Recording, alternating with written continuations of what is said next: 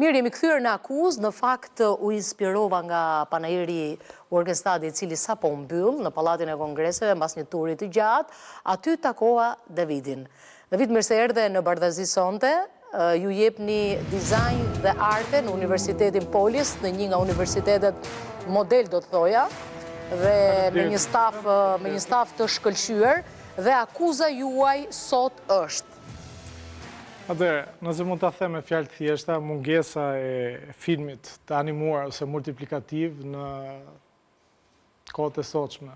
Që sa shumë ka qenë i zhvilluar, meqense jemi dhe në kino studio, tek na erdhi dhe kafja, sepse nëse e keni parë paksa ato storit ke Instagram im, profesor Davidi më bëri një portret i jashtëzakonshëm Erion. Me kafe? Grafik natyrisht, por duke përdorur pak edhe ato ngjyrimet e kafes. Duke përdorur dhe ngjyrimet e kafes dhe mua po më bën prapë. Po sigurisht. Erioni s'ke çati bësh. I bëjmë të dyja, nuk ka rrim ti bëjmë. Dhe profesor tani duke të pyetur pak, a kanë interes të rinjt si duket kjo qasje e brezit për dizajnin, për artet?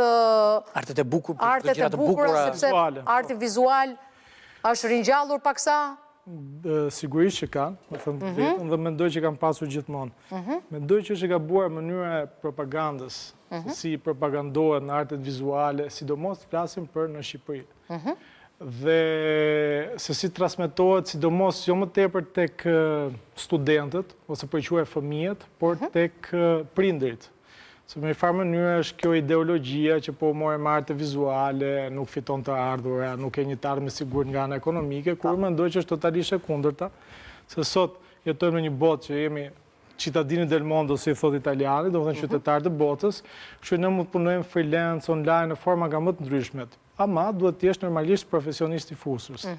Dhe për të arritur këtë gjë, duhet t'jesh shumë persistent. Kështu që mendoj që dëshirë ka shumë, pak të më në shofë tek komuniteti im ose tek studentët e mi, por propaganda është e gabuar. Mënyra se si... Kush e bën këtë propagandë të gabuar? E bën shteti, e bën familja, e bën shoqëria? Është çështje që nuk është një trend që preferohet, që... Thëmë drejtën, nuk ka vetë do të fajnë thjesht një... Po në ato bisedat që ju bëni me të rinë që vinë atje dhe janë pranë auditorit tuaj të Universitetit Polis, si është qasja kërësisht?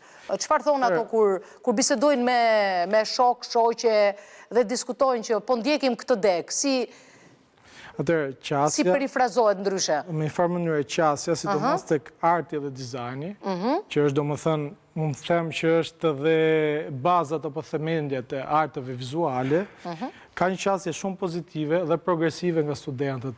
Por vazhdoj të them, pjesa e demoralizimit është më tepër tek pjesa që tek tregu i punës. Dhe normalisht unë mundohem gjithmonë me studentët e mi t'i them që tregu i punës nuk është thjesht Shqipëria, është e gjithë bota. Që me i farë mënyre, kjo është më tepër një lloj propagande që po e bëjë kundrejt prindërve se sa kundrejt studentëve. Që nuk është e thënë që duhet ta vlerësojnë edhe prindrit të... Nuk e di, ekonomist, mjek, që janë fusha shumë bukur, nuk e diskutoj, po flasim për artet vizuale që të fitosh të ardhur. Ja, për shembull në botë, një portret si ky që po bën ti, profesor, sa shitet?